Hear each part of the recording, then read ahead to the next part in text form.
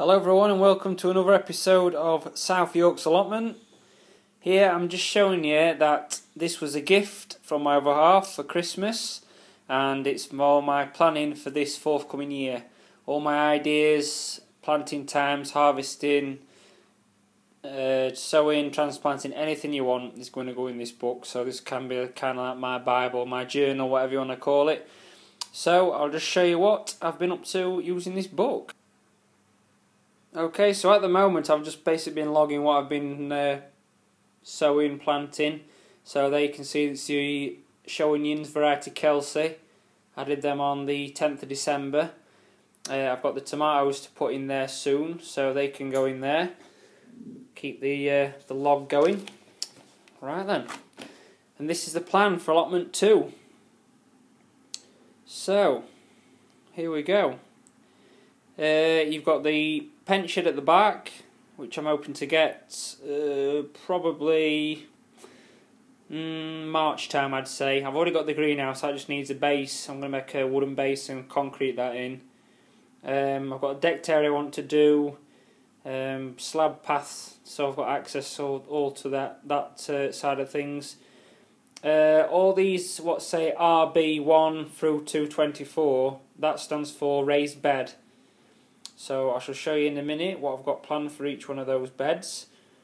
But there you can see everything's sectioned off nicely, so if I can get it anywhere near this plan, I'll be chuffed to bits.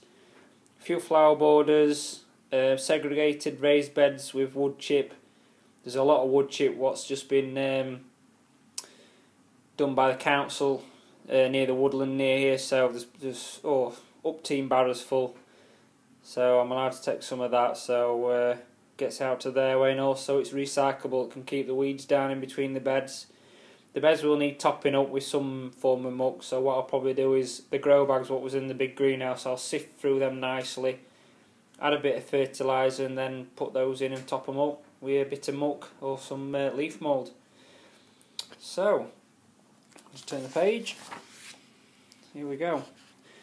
So, that's my aim for this year. Romanesso, kohlrabi, shallots, leeks, the show onions. I want to do a herb bed this year, be nice. Sweet corn, courgette, peas, parsnips, broad beans, French wax beans. I have grown a lot of these varieties on the other allotment, so you've probably seen a lot of these from last year. Last year's video, should I say. Sprouts, summer cabbage, Savoy cabbage, red cabbage, kale, cauliflower, calabrese, broccoli, Swede turnips, lettuce, beetroot and carrots. All the varieties are mentioned there as well, so some I've already got and some which I'll be ordering off the seed catalogues very shortly to make sure I get them all in good time. In the greenhouse I'll obviously be trying to do tomatoes, cucumber, peppers probably, and I'll probably do some indoor leaves in there as well, maybe some lettuce, radish, maybe a bit of radish in there. What will grow nicely. So yeah, that's the raised beds plan for this year. Unfortunately it's a bit poor outside. We've got some sleet again, so just when it seems I've got a bit of time and a bit of time to go and do these things and get things prepared ready, the weather seems to go against me. So unfortunately it's been a bad day here today, so I've not been out at all. I worked this morning and then I hoping to have a couple of hours this evening, but it's not to be. Never mind, I shall try again tomorrow. So with that in mind, I shall leave it for now and I'll get back with you shortly and also give you an update on what I've been doing on this second allotment. Hello everyone, I'm back at home now, so what I'm getting on with now is just sifting through a load of my seeds, see what I've got, see what I need and what I can actually discard if anything, if they're well out of date. I've got absolutely buckets full of seeds everywhere, flowers, everything. 2 decent sized tubs full of seeds. Last year's seeds I got a lot from that Grow Your magazine, and also year before I just happened to acquire to get a few more as well from elsewhere. I gladly accepted a few off some people, not knowing that I've also got all these in stock, so I really need to sift through and see what's worth saving. There's a couple here what's valid until say 2018. Doesn't mean that I have to sow by that. I could sow a couple of years later because some seeds do keep a lot longer. So if you want to just chance seeing if they're out of date, then I'd chit them on a bit of kitchen roll or something like that. You know, half a dozen seeds just to see if they're viable, and then you've got a good idea then of what the rest of the pack could be like. That's what I do anyway. That's from my experiences. I mean, I've got things here like broad beans with like 75% off. This were like from Wilco's. But it says here sow by 2013. I had a packet of seeds, broad beans, a couple of years ago, and I think they were 3 years out of date, and there were 40 in the pack and only 60 germinate, so it weren't a bad success rate at all, and you know, I've had some decent crops out of them. So I like to give things a chance. You know, if they don't work, if you sow them early enough and they don't work, fair enough, you can sow a second or a third batch. I want to try and be more astute this year by successional sowing rather than just do it all big block ones. Try and stagger it a bit, get my sen organised, get a good plan writ up and sorted, and then I can go from there really. But for the time being, I need to sift through these, check stock, and then I can tick off my list what I need to get for this year, and what I've already got. So for the time being, I shall be back with you soon. Okay, so everything is now segregated into their own areas. I've got all the peas and beans, you know, the legumes, I've got the alliums, cucurbits, I've got the brassicas, everything, you know, all in the separate own groups. So it's a lot more clearer to me, it's a lot more concise. I've got things which are quite ridiculously out of date, which I never even knew I had. I probably gave them off somebody else because usually I give it a couple of years and they're usually gone. So anyway, what I'm going to do now is I'm going to sow my first lot of tomato seeds and also peppers, both of which are seeds which I have saved over the last couple of years. The Moneymaker and the Gardener's Delight varieties of tomato I saved in October of 2014, so I'm going to sow them today. And also the peppers, formerly it was Californian Wonder, excuse me, and also it's a seed which I've saved myself, so they've been drying out nicely. So it's just ready to make my first sowings of those for this year. So I'll set up and I'll be back with you shortly. Okay everyone, so I'm now set up. I've got the tomatoes ready to plant and the peppers to sow. So I shall just show you what I've been doing.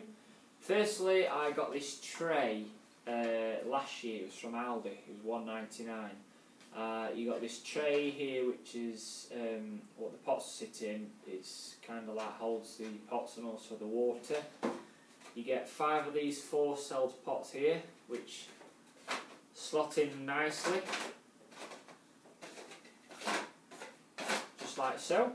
They're a window box planter, and also you get a bit of a propagator clear lid as well, which slots over nicely. I'm not going to bother with a lid because it's quite warm in the house anyway, and they're going to go on the windowsill, sunny windowsill, so what I shall do is just pop them like I popped the onions on the other tomatoes previously. So, let's crack on. I've got some very finely sieved multi-purpose compost, which I have been doing on an evening when I've got home with just a torch in the greenhouse. Some people will think I'm absolutely bonkers, but there you go. Because I work during the daytime, the light hours, the only time I usually get is at evenings and weekends. So while it's, you know, while the weather's like it is, I can always be inside doing a bit of thing like that. So that's it. That's my reasonings. But there you go. So I'll just fill each one up with the compost. I've got some newspaper on here as well on the table, so I don't get it all over the place because it can be quite messy. So anyway, I'll just get this topped up and then go from there.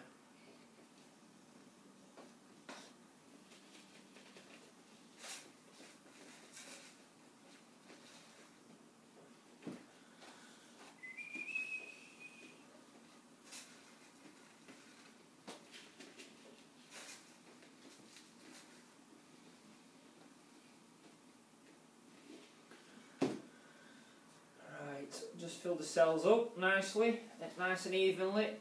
It's lovely fine soil. I really sieved it very, very fine, right on the lowest gradient there were. I've got a sieve where you can separate the 3 different pans into different grades. It's kind of like a 10mm, 5mm and 2mm or something like that, so it's very, very fine, the squares. So, now that's all evenly done, I'll just scrape off the excess from around the edges. What I also forgot to tell you just before I did this was, because the pots have been in storage over winter, I did give them a wash out with just some soap and water, just to get rid of any potential pests. Pests and diseases. Sorry. You know, which could hinder. So what you do then, or what I do, sorry, just give it a bit of a tap on the floor or wherever a hard surface, just to level it out a bit. Or you can just get the previous pot and just gently just tap it in like that, just to compact the soil a bit. Scrape off the excess like so. I do like this soil, it's really nice and fine, so I will continue to do this type with the smaller seeds at least anyway. With the bigger seeds, such as your peas and beans, I'll probably just sieve it. Why I like to sieve it, the compost, is you get a lot of rubbish in the compost bags. I'm sure some of you will know. From watching my previous videos, one bag last year was just full of like bits of stick, and I even had a couple of screws in one, so God knows where they get it from and what they put in it, but it was fairly cheap, so I suspect it's probably from, I don't know, council composting or something like that, but it didn't seem to do much damage or anything like that once I got everything sieved and everything, and the plants grew well and so forth, so I was quite happy with that. Just tip the excess back in, and then we're good to go again. Right.